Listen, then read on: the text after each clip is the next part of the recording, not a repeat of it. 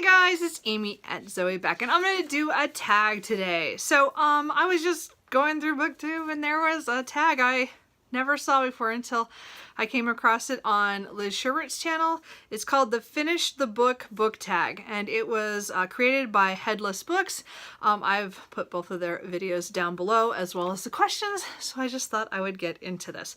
So, question number one is, do you keep a list of books that you have read? And I have. So I started back in right after college. My my aunt, who my mom's aunt, so it was my great aunt, and we were at a bookstore or something, and she said, she doesn't remember what books she's read, and I'm like, how can you not remember what book you read? Okay, remember, I was young then. We're talking right out of college. And she says, well, I have to write it down so that I remember that in that series I've read that book or by that author. So I kind of took that at that time and I started doing it. So I have one of these little things. This is full. And I've started another one. This is, okay, here's where we're going to date me here. This is from 1998 is when I started this. So every book that I've read is in here by year. And then it's title and author. And I do write down if it's an audiobook sometimes just on the side. Sometimes I write down if it's an ebook. I did in the beginning when I first got my e-reader because that was new and different. And then I did for a while write down everything I read, like even short stories and stuff. And now I don't actually count those quite the same way in here, but I have everything listed. So, and then as I said, I'm now into 2018, so as I said, it's pretty easy.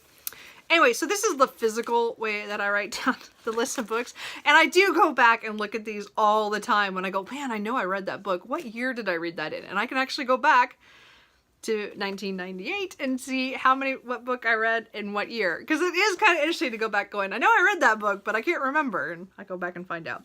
I also use Goodreads now, so I do both. But Goodreads, as I said, I joined in probably about June of 2010. So at first I didn't really use it that much, so I don't know if I'd count that year. But after that, when I finish a book, I would use that too. So I have that as a resource, but for some reason I don't trust it quite as much. But I also now track it in Excel in another way, and I'll explain that in a second. So question number two is, if you record stats, what stats do you record? So as I said, I write down just the book and the title and author in my notebook there, and then Goodreads, pretty much I'm tracking pretty much the same thing, as well as what days I read, because it has the beginning and the end date, but I don't really trust those. So I have a spreadsheet that I use that I track both my writing and my reading. So my reading, I'll put down what books I actually read that day. And then I'll have how many pages I read and if I finished them. So, and I track which readathons I'm doing and stuff. But I also, I got it cut off, but there's another row at the end here that says which ones are audiobooks and which ones are ebooks. I just kind of track that, but I don't track too much. I did try to use a really cool spreadsheet that Sophie at Portal and Pages made that has all that extra data, all the dates and the if it was a person of color, or if it was white, or the writer, or if it was a translated work. And I did try to use it for a while, but it just got I got tired of it. And I don't read that many books compared to some other people who are way ahead of me in the numbers, but I'm already tracked so much stuff that to me it was just too much to keep going at. So I kind of fell off on that part of the spreadsheet. So I don't use it much for that anymore. Now I just use it to track how much money I'm spending. It's not working. Anyway, I use my Excel spreadsheet if I want to for the more data side of it. And I do a monthly reading a stats video now. So I have now another Excel sheet that says like how many books and pages I read, because I said I do track how many pages I read. I'm not doing this very fast, sorry guys. So I do, and then the average per day. And I've been doing that since 2006. Number 3, do you give star ratings for books? And if so, what do you score books out of, and how do you come about this score? So I just do the standard 5-star, just because it's easiest, and of course I use Goodreads. I go by the basis that a 1-star is horrible, a 2-star is okay, a 3-star is it was enjoyable but not my favorite, or you know, like it was okay, you know, it was better than okay, it was well written or interesting enough that I finished it, but I'm probably never going to read it again. Number 4 is I really liked it and I'll probably reread it, but I'm not sure, but I definitely enjoyed the experience. And then 5-star is I loved it. I know I'm going to reread this book again someday. So, that's kind of how my star rating goes. I don't have, like the half stars, yeah, sometimes I kind of, but I don't do a whole lot of that. Most of mine are pretty solid on those. That's kind of how I just put in my head from whatever Goodreads had. I think it's just kind of how that's gone.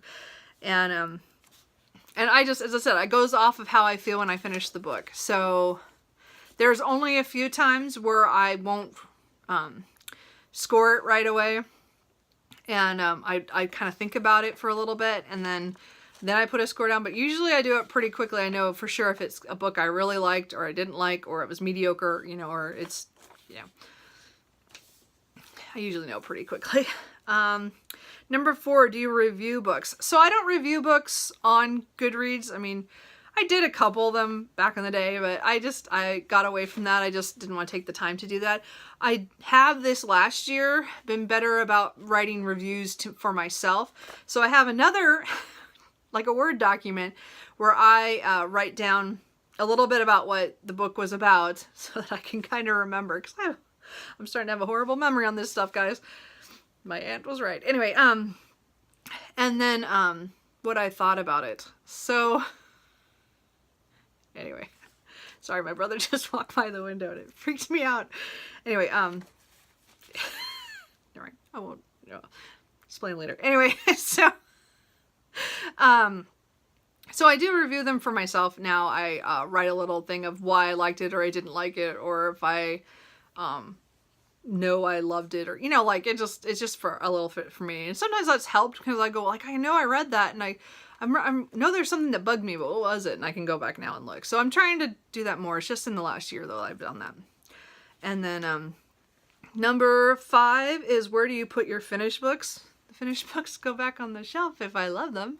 And if it's in a series, and I'm going to keep it because I reread my series sometimes. So most of the time if it's a 4 or 5, it's going back on my shelf. If I own it. If it's a library book, it goes back to the library. Or if I borrowed it from somebody, but you know.